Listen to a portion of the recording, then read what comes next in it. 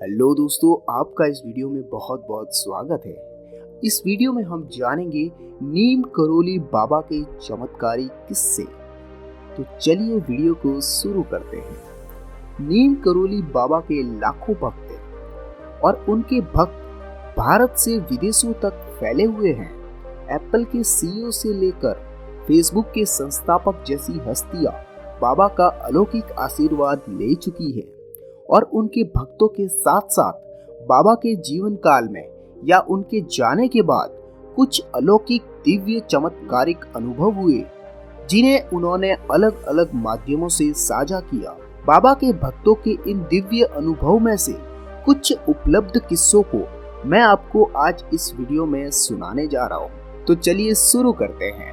जब भंडारे में घी की कमी पड़ गई, बाबा नीम करोली के धाम कैची धाम में हमेशा भंडारे चलते रहते थे और आज भी चलते हैं। बाबा के आशीर्वाद के द्वारा सभी भक्त तृप्त होकर अपने इस भंडारे का अनुभव लेते हैं और प्रसाद को ग्रहण करते हैं। एक बार अचानक भंडारे में घी की कमी पड़ गई। बाबा के एक सेवक परेशान हो गए कि अब क्या करें। तभी वे नीम करोली बाबा के पास गए और उनको सारी समस्या बताई। तब बाबा ने कहा कि पास में जो नदी बह रही है, एक बर्तन से उसमें पानी भरो और उसे घी की तरह इस्तेमाल करो। वो क्या घी से कम है? सेवक बाबा का आदेश मानते हुए पास ही में बह रही नदी से एक बर्तन में पानी भरा और वो देखते हैं कि वो पानी तो घी में परिवर्तित हो गया और उसे देखकर वो हैरान हो गया। किस्सा नंबर 2। बाबा का चमत्कार देखकर एक विदेशी बन गया रामदास और लिख दी मिरेकल ऑफ लव। रिचर्ड अल्पर्ट नामक अंग्रेज जो हार्वर्ड यूनिवर्सिटी के प्रोफेसर थे, वे मनोविज्ञान में सहायक प्रोफेसर थे।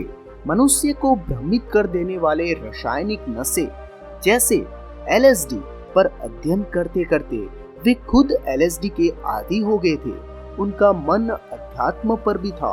अध्यात्म की खोज में वे भारत में आए और उनकी मुलाकात बाबा नीम करोली से हुई। उसने बाबा को एक साधारण बाबा समझकर उन्हें बहुत सारी एलएसडी की गोलियां खाने को दी।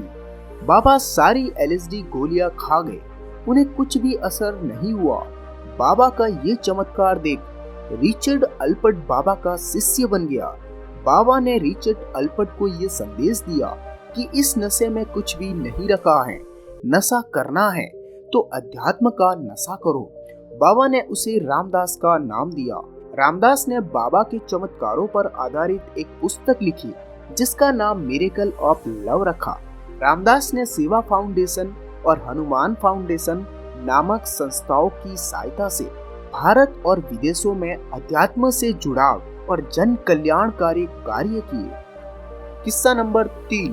कुएं का खारा पानी मीठा हो गया। नीम करोली बाबा का जन्म फरीदाबाद में हुआ था। कहते हैं फरीदाबाद में एक कुआं था जिसका पानी बहुत ही खारा होता था।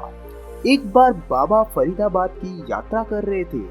किसी ने बाबा को बताया कि यहाँ पे एक कुआं है और जिसका पानी बहुत ही खारा है।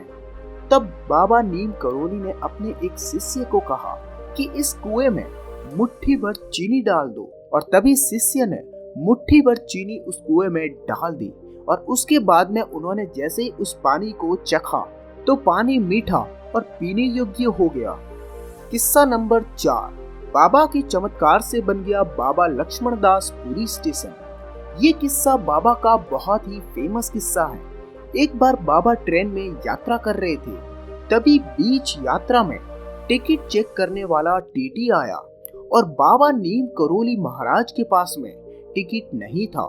तभी टीटी ने गाड़ी को रोककर बाबा को बाहर कर दिया। बाबा वहीं किनारे आसन लगाकर और जमीन में चिमटा गाड़कर वहीं पे बैठ गए। उसके बाद में रेलवे स्टाफ ने जैसे ही गाड़ी आगे बढ़ाने की कोशिश की, तब गाड़ी बिल्कुल भी चलने को राजी नहीं थी। स्टाफ के काफी कोशिश करने के बाद में भी ट्रेन नहीं चली। रेलवे अधिकारियों ने एक इंजन की बजाय 2 इंजन भी लगाए, लेकिन ट्रेन चलने का नाम ही नहीं ले रही।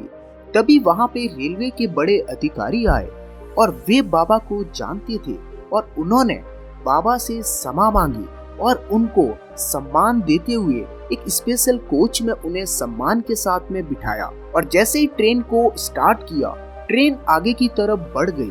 बाद में रेलवे ने वहां पर एक स्टेशन का निर्माण किया जिसका नाम बाबा लक्ष्मण दास पुरी स्टेशन रखा गया।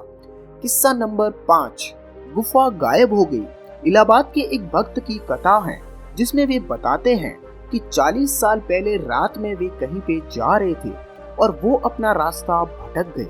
अचानक उनको अंधेरे में एक गुफा दिखाई दी जहां पर उजाला हो रहा था। जब वे गुफा के पास गए तो उन्होंने देखा कि गुफा के अंदर महाराज जी बैठे हुए थे।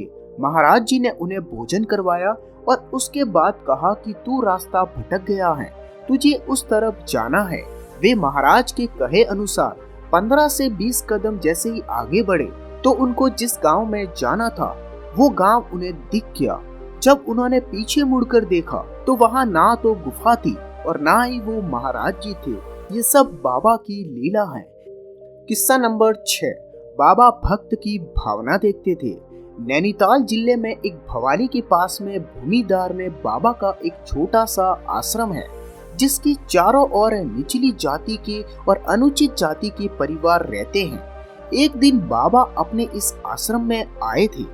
एक अनुचित जाति का व्यक्ति एक साफ गिलास में बड़े प्रेम और श्रद्धा से बाबा के लिए गर्म दूध लाया था, किंतु उसने जिस कपड़े से दूध का बर्तन ढका था वो बहुत ही मैला था और उस कपड़े के मैलेपन को देखकर किसी की भी इच्छा नहीं होगी कि वो उस दूध को पी ले। किंतु बाबा ने बड़े ही उतावले के साथ उस गिलास को लिया और कपड़े की तरफ ध्यान न देते हुए और बड़े ही प्रेम से उस गरीब को देखते हुए पूरा दूध घटक गए। बाबा की नजर उसकी गरीबी में नहीं, उसकी भावनाओं में थी। किस्सा नंबर 7, गाड़ी पास हो गई। बाबा का ये चमत्कार वाला किस्सा आपको जरूर सुनना चाहिए।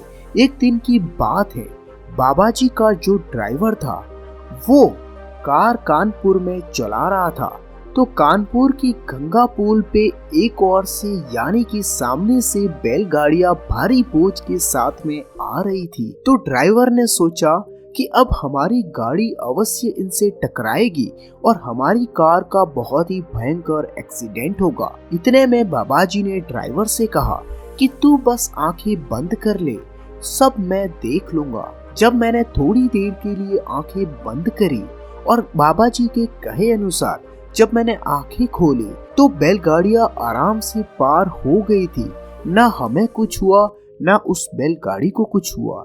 वैसे वह पूरी सड़क को घेर कर चल रही थी। और ड्राइवर बताते हैं कि जब बाबा जी को कहीं जाना होता है तो वो कहते हैं कि उनके खास ड्राइवर जिसका नाम है युधिष्ठिर, उनको चाबी दे दो और तुम खाओ पियो और आराम करो, पर गाड़ी युधिष्ठिर चलाएगा। मैंने उनकी अलग अलग गाड़ियां अलग अलग स्थानों में चलाई, कभी पेट्रोल की जगह पानी भी भरवाया, लेकिन फिर भी गाड़ी रुकने का नाम नहीं ले रही थी। गाड़ी तो बस कभी रुकती ही नहीं थी, बस चलती रहती थी। पर उनके साथ के चमत्कारों को कहने की हमें इजाजत नहीं थी, बस उंगली को अपने मुंह में लगाकर चुपचाप रहने को कह देते थे। तो दोस्तों, ये थे नीम करोली बाबा के कुछ किस्से जो हमें बताते हैं कि आज भी बाबा कहीं न कहीं जिंदा है। नीम करोली बाबा के और किस्सों को सुनने के लिए इस चैनल को अभी सब्सक्राइब करके बेल आइकन जरूर दबाएं। मिलते हैं आपसे नए किस्से के साथ। आपका अपना बहुमूल्य समय देने के लिए बहुत बहुत धन्यवाद।